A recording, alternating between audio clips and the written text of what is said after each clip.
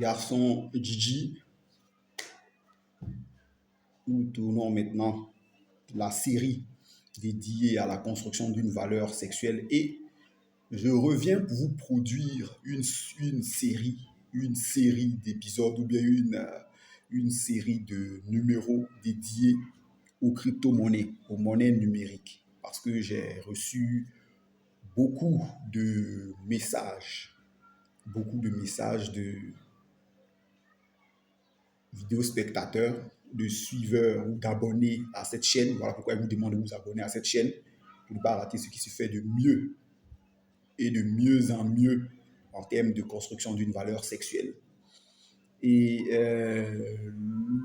donc, les sujets qui vont nous réunir, les sujets qui vont nous rassembler de plus en plus, ça sera une longue série de vidéos que je vais produire pour le plaisir de ma communauté de followers. Je pense au forum Facebook Dynamique africaine et au forum Facebook Motivation des entrepreneurs en Afrique, où j'ai des followers assez crypto-enthousiastiques et qui me demandent, donc pour cela je fais Rimiti, c'est-à-dire pour ne pas parler comme cette ancienne chanteuse algérienne, je fais Rimiti, c'est-à-dire je remets le couvert, mais je produis une série de numéros dédiés aux crypto-monnaies intitulées Vivre et survivre à la crypto-monnaie ou vivre et survivre de la crypto-monnaie, c'est-à-dire comment parvenir à investir, à s'enrichir ou bien simplement comment parvenir à maintenir un revenu issu de la crypto-monnaie. Et les sujets que je vais vous produire ne seront pas des sujets dans le sens de vous encourager ou bien procéder à de l'influence, vous amener à ne vouloir épargner ou bien à ne vouloir investir qu'en crypto-monnaie. Je vous présenterai la réalité froide et implacable et vous aurez le champ ou le loisir maintenant de choisir en connaissance de cause de vous engager. Mais je tenais toujours, et je vais vous le répéter parfois, il ne faut y engager que des sommes que vous êtes sûr que si vous les perdez, cela n'affecte pas votre porte-monnaie, ni le cours de votre vie, ni le cours de votre quotidien. Et le premier numéro que je vais enregistrer aujourd'hui est dédié aux altcoins, c'est-à-dire aux crypto-monnaies alternatives, que je vais appeler les crypto-alt. Quand vous entendez crypto-alt, ce sont les altcoins. Et je suis revenu sur ce numéro-là parce qu'il y a des faits très intéressants, des faits historiques contemporains très intéressants. Si des pays tels que les États-Unis, je ne parle pas de l'ensemble des habitants ou même l'ensemble de la population américaine, mais si des pays, si des gouvernements d'État tels que le gouvernement américain détient environ 174 000 bitcoins, la Chine, le gouvernement chinois détient environ 194 000 bitcoins, l'Ukraine, en troisième position, détient 46 351 bitcoins. Parce qu'on avait vu le gros crowdfunding qui avait été monté autour du financement pour le réarmement, mais pour l'armement, mais pour l'achat d'équipements militaires perfectionnés de l'Ukraine pour résister à l'opération spéciale russe en bitcoin. Si des pays tels que le Salvador ont 9500 bitcoins, c'est-à-dire le gouvernement salvadorien a investi, a décidé d'acheter sur le marché mondial de la crypto-monnaie 9500 bitcoins. Si la Finlande détient 1981 bitcoins, qui suis-je pour m'opposer aux suggestions, j'ai dit, des membres des FORA, dynamique africaine et motivation de l'entrepreneur africain pour ne pas vouloir produire un numéro. Et le numéro que je produis aujourd'hui, le numéro qui nous réunit aujourd'hui, ce sont les crypto-monnaies. Les premières crypto-monnaies ou bien les premières crypto-monnaies dérivées. Je vous avais déjà dit ce que c'est qu'une crypto-monnaie dérivée. Alors, la plupart de ces crypto-monnaies que je vais vous citer que je vais vous citer sont issus du fork. Il n'est pas du fork pour ceux qui sont issus du fork. Le forge, plus exactement, du forge, si on veut prononcer. Forge en anglais, ça signifie, pour ceux qui ont fait de l'anglais, ça signifie fourchette. Alors, ces différentes crypto-monnaies qui sont des alternatives ou bien ce sont des crypto-monnaies alternatives parce que ce sont des crypto-monnaies nées après le Bitcoin. Généralement, elles sont apparues aux alentours des années 2011. Les années 2011 donc. Et ces crypto-monnaies-là, je vais vous citer pêle-mêle selon leur capitalisation. Selon leur capitalisation en 2019. En 2019, ces crypto-monnaies-là représentaient 228 millions 770 000 dollars américains. Et ce sont des monnaies qui servent généralement à des récompenses ou qui servent de réserve de change ou qui servent également de moyens de paiement. Ce sont pêle-mêle Ethereum, Ripple, Bitcoin Cash, Binance Coin, EOS, Bitcoin SV, Stellar, Cardano, Monero, pour ne citer que celles qui sont parvenues à traverser l'érosion du temps. Donc ces monnaies-là servent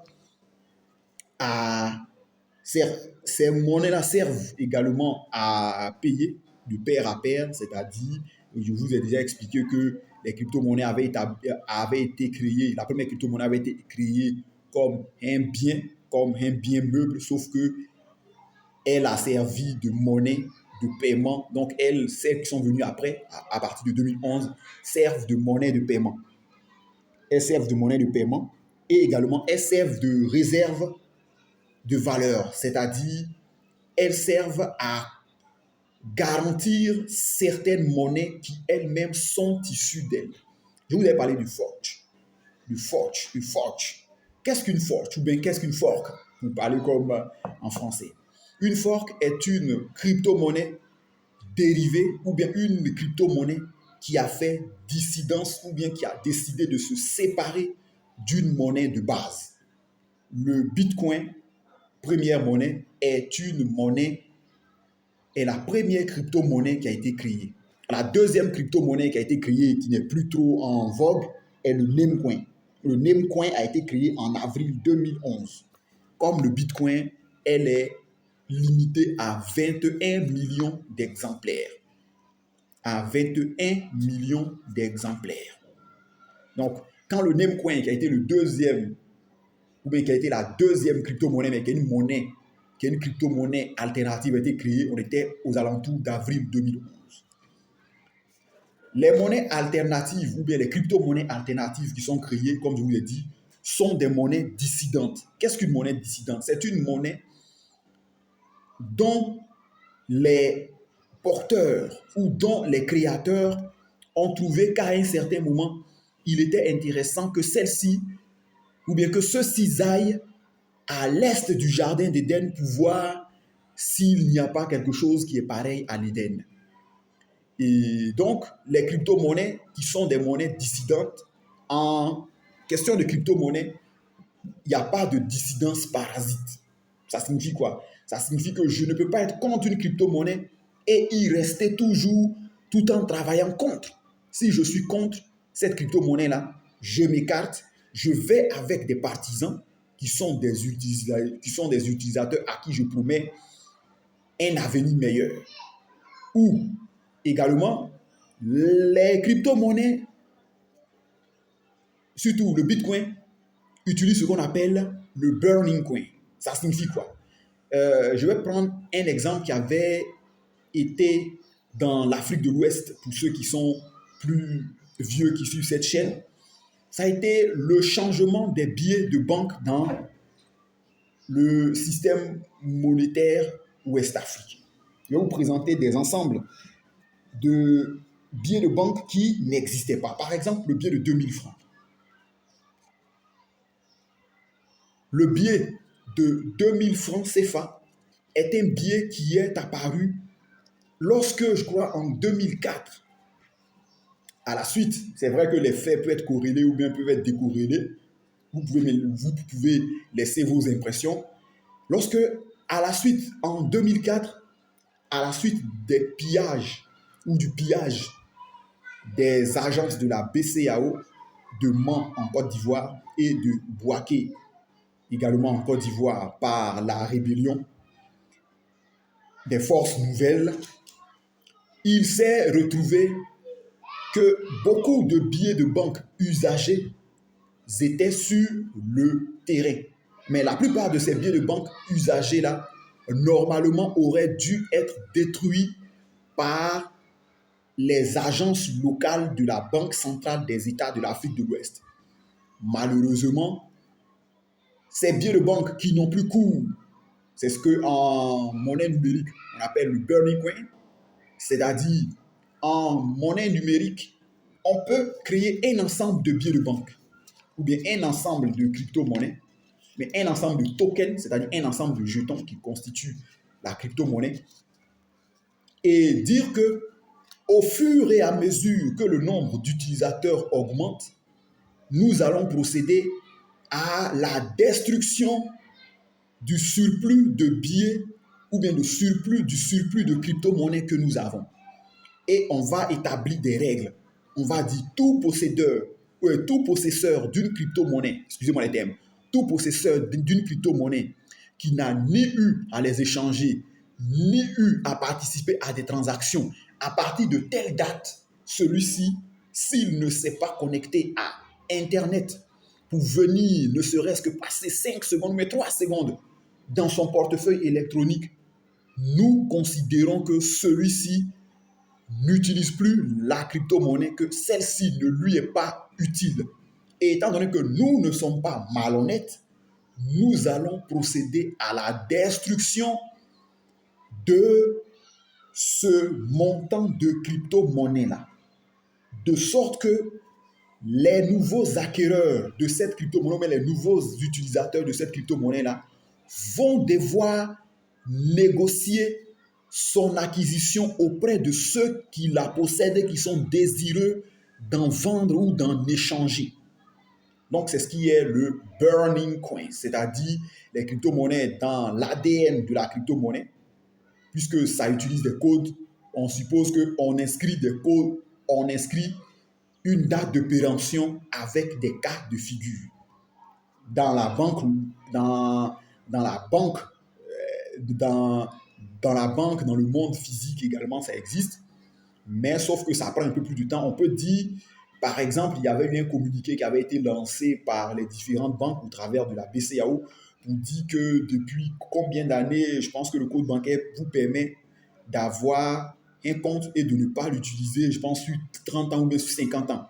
Si au bout de 30 à 50 ans, vous n'êtes jamais revenu, même pour faire un petit retrait ou même pour demander votre relevé bancaire, c'est-à-dire pour connaître l'état de votre solde sur ce compte-là, eh bien, l'État récupère ces fonds-là pour les distribuer ou pour en faire preuve de charité envers les nécessiteux. Dans les crypto-monnaies, donc, ça existe. Donc, en 2004, surtout du fait du pillage des agences de la BCAO de Mans et de Bouaké, de nombreuses coupures de billets de banque de la BCAO se sont retrouvées en circulation alors qu'elles ne devaient pas être en circulation.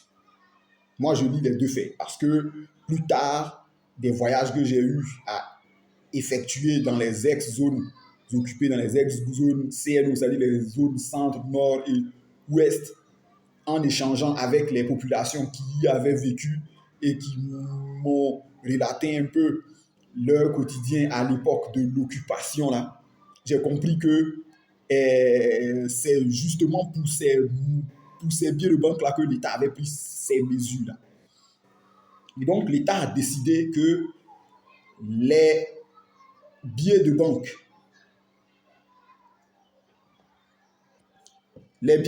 dont les coupures sont les suivantes, parce qu'avant, il existait un billet de 500 francs qui est revenu.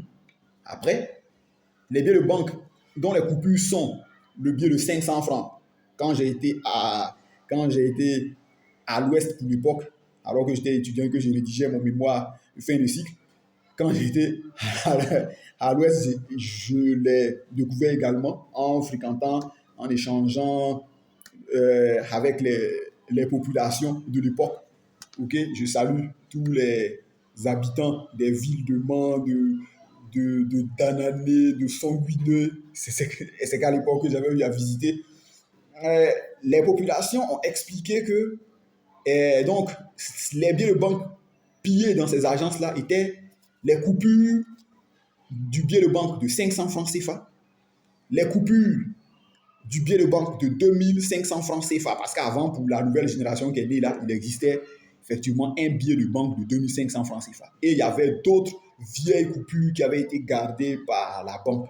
Ce n'était pas que c'était des vieilles coupures, mais c'était des coupures qui avaient été retirées, ou bien dont l'État avait commencé à progressivement procéder au retrait sur le marché pour pouvoir introduire de nouvelles coupures. Donc, le billet de banque de 500 francs a été remplacé par une pièce de 500 francs qui existe toujours. Le billet de banque de 2000 francs, le billet de banque de 2500 francs, lui, automatiquement a disparu. Le billet de banque, et il y a eu là, peu près en fonction du billet de banque de 5000 francs vert, du billet de banque violet de 10 000 francs et du billet de banque de 2000 francs, que j'aime bien, qu'on appelle le billet de banque du ministère du Transport, parce que c'est un coup pour gars du syndicat. Alors qu'après, le billet de banque du ministère du Transport et le billet de banque de 2000 francs a été introduit à la place du billet de banque de 2500 francs. Cela a permis donc à l'État de lancer, à l'État de pousser un ouf de soulagement parce qu'il était parvenu à mettre sous l'éteignoir la circulation et la consommation de ces billets de banque-là qui avaient été pour la plupart volés de ces agences de la BCEAO de Mans et de Boaké et qui avaient cours dans les anciennes zones centre et nord qu'on appelait les zones CNO, les zones que vous appelez les zones occupées. Mais pour faire ça, l'État a lancé un communiqué, l'État a demandé à tous ceux qui possédaient ces billets de banque-là d'aller au guichet des banques pour pouvoir les échanger contre de nouvelles coupures. On compte les coupures qui allaient avoir cours. Je me rappelle bien qu'à la veille même de cette à la veille de la forclusion de l'utilisation de ces billets de banque-là, l'État, j'avais ma grande-tante qui était venue de France et donc il m'avait donné un ensemble de coupures de 500 francs en grosse quantité. Et j'avais eu à faire un blow money, c'est-à-dire j'avais eu à acheter, à faire des achats ça et là. Et ma grand-mère, qui était quelqu'un qui aimait beaucoup conserver, d'après des souvenirs, c'est bon pour les femmes, m'avait dit, mais pourquoi tu as dépensé tes billets de 500 là? C'était des billets neufs. Et le lendemain, le couperet était tombé que tous ces billets de banque ne pouvaient pas être échangés, ne pouvaient plus être utilisés dans les boutiques, dans les magasins, c'est-à-dire dans le quotidien. Donc, en crypto-monnaie, ce que l'État a fait, ça a été quasiment du burning. C'est-à-dire, l'État a lancé le message, comme dans le code d'une crypto-monnaie, qu'il faut aller au guichet des banques, des agences, des banques commerciales pour échanger cela contre les nouvelles coupures qui seront bientôt en cours. Voilà, ceux qui n'ont pas eu la chance, tels que ma grand-mère, paix à son âme, eux, ils ont dû attendre jusqu'en février, je pense, jusqu'en février 2005 pour pouvoir aller à un guichet de banque et avoir enfin leur coupure entièrement. Pendant ce temps, il y avait eu un business qui s'était développé. Il y a toujours des gens comme ça qui décourageaient les gens. Que vaut bien qu'on ne mange pas la venez échanger. Tu me donnes 500, je donne 400. Tu me donnes 1000 francs, je te donne 8. Bon, en tout cas, il y avait eu des changeurs qui étaient apparus à tous les carrefours avec des brouettes qui faisaient croire aux gens que les billets n'étaient plus bons. Jusqu'à ce que l'État annonce un nouveau délai qui a permis à tous ces retardataires, à tous ces traînes savates là d'aller changer les billets. Donc, en crypto-monnaie, c'est le même principe. Mais cela est écrit mathématiquement dans le code. Donc, si, pour l'époque, tout le monde, c'est-à-dire les rebelles qui s'étaient enrichis en pillant et ces billets de banque-là qui circulaient dans les zones CNO, ont dû, d'une manière ou d'une autre, aller les échanger pour avoir de nouveaux billets de banque, tels que dans le système Kendra indien que je vous ai raconté dans un épisode précédent, dans un épisode précédent. En crypto-monnaie, ceux qui avaient les billets, ceux des zones CNO qui avaient les billets issus du pillage là, pouvaient toujours continuer de les utiliser. Je dis en crypto-monnaie. Et ils auraient pu dire que ça, c'est vrai que c'est du franc CFA, mais on pourrait dire que c'est du franc CFA des zones CNO, c'est-à-dire des zones occupées par la rébellion. Et donc, toute personne qui a les nouveaux billets de banque issus du gouvernement légal de Côte d'Ivoire, appuyé par la BCEAO, s'ils veulent venir faire les affaires en zone CNO, doivent échanger leurs billets de banque BCEAO contre les billets de banque, leur billets de banque CFA BCEAO, on va dire les billets de banque CFA BCEAO contre les billets de banque CFA CNO. C'est ce qu'en monnaie numérique, on appelle le fork, c'est-à-dire, c'est des gars qui à un moment possédaient par exemple le Bitcoin, mais qui ont décidé de s'écarter ou bien de s'éloigner de ce Bitcoin-là, parce que le Bitcoin, par exemple, pendant son évolution, a décidé de griller un ensemble d'enveloppes, de griller un ensemble de portefeuilles, c'est-à-dire de rayer un ensemble de sorties ou bien un ensemble de séries de Bitcoin. Et ceux-là, ne voulant pas se détacher de leur Bitcoin-là, ils s'en vont créer leur nouvelle république Bitcoin. Et en crypto-monnaie, comme expliqué, il n'y a pas de dissidence parasite. C'est-à-dire, on s'en va faire notre nouvelle république et on cherche de nouveaux citoyens. C'est-à-dire, on cherche de nouvelles personnes qui vont venir chercher à posséder ces crypto-monnaies-là. Donc, les crypto-monnaies alternatives, donc, de la première génération sont nées sur cette base-là. Et quelles sont ces crypto-monnaies-là? Je vous les avais cités, j'avais parlé d'Ethereum, de Ripple, de Bitcoin Cash, de Binance Coin, de EOS, il n'est pas dit IOS, et je lis ça en anglais, E pour I, EOS, Bitcoin, Bitcoin SV, Stellar, Cardano, Monero et toutes celles qui sont passées par la trappe. Alors, en allant là-bas, elles ont fait à leurs nouveaux utilisateurs une promesse. Par exemple, peut-être, c'est ce qu'on constate ici, on dit non, ton billet est déchiré, il y a de l'encre. Elles ont fait à leurs promesses, elles ont fait des promesses à leurs utilisateurs que jamais de la vie, par exemple, il ne serait remis en question la saleté ni l'état de vos billets de banque. Ici, par exemple, quand je prends un exemple, du Litecoin, par exemple, le Litecoin tient la promesse à ses utilisateurs qu'en 2,5 minutes, donc c'est-à-dire en 2 minutes 50 secondes, toute personne qui utilise un Litecoin pour pouvoir payer une autre personne, mais s'il y a un échange, en 2 minutes 50 secondes, tout paiement effectué à un Litecoin est automatiquement crédité sur le compte du bénéficiaire. Là où en Bitcoin, il faut attendre 10 minutes. Également, d'autres monnaies telles que Ethereum vont servir au paiement, mais également vont permettre à certains utilisateurs d'utiliser le code source pour créer des systèmes d'exploitation, par exemple, et pour créer également des applications, mais une application de génie qu'on appelle le smart contract. Le smart contract, comme le nom l'indique, smart en anglais qui signifie intelligent, et contract, contrat, est un contrat que deux personnes, après l'avoir signé, ce contrat-là est valide, peu importe les événements indépendants de la volonté des deux parties, pourvu que ceux-ci aient prévu cela dans les termes et conditions du contrat. Ça veut dire quoi? Ça veut dire qu'un individu me promet de me payer de l'argent. Vous promet par exemple de vous payer de l'argent.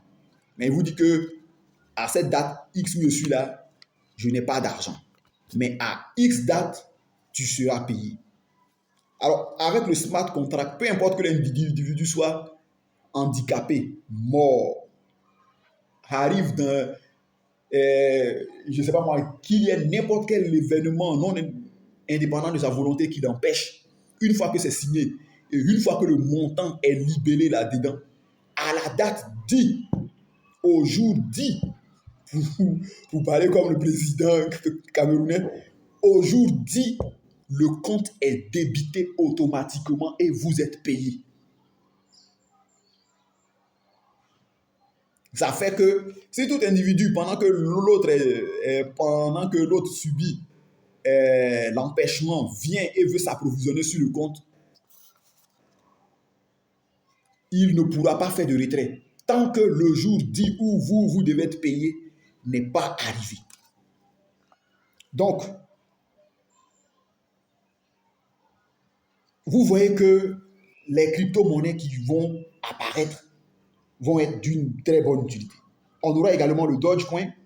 Le Dogecoin qui est une monnaie d'une capitalisation en mai 2019 qui s'élevait à 228 770 000 dollars est une crypto-monnaie également qui sert à récompenser ses utilisateurs, mais également qui sert à récompenser les créateurs de contenu. Donc, dont beaucoup d'individus qui utilisent les récompenses en ligne, les jeux en ligne, s'en servent pour pouvoir continuer à faire leur business. Et enfin, le IOTA ou bien le IOTA, comme le nom l'indique, qui est le dernier de ces crypto-monnaies de deuxième génération, de ces crypto-monnaies dérivées, que j'aime appeler de ces crypto-monnaies dérivées, vient fermer le chapitre. Mais cela on ne s'arrête pas là. Nous aurons une autre série, nous aurons un autre épisode également qui sera dédié à ce que je vais appeler au même coin. Voilà, j'espère vous retrouver pour une prochaine vidéo. D'ici là, portez-vous bien et à très bientôt.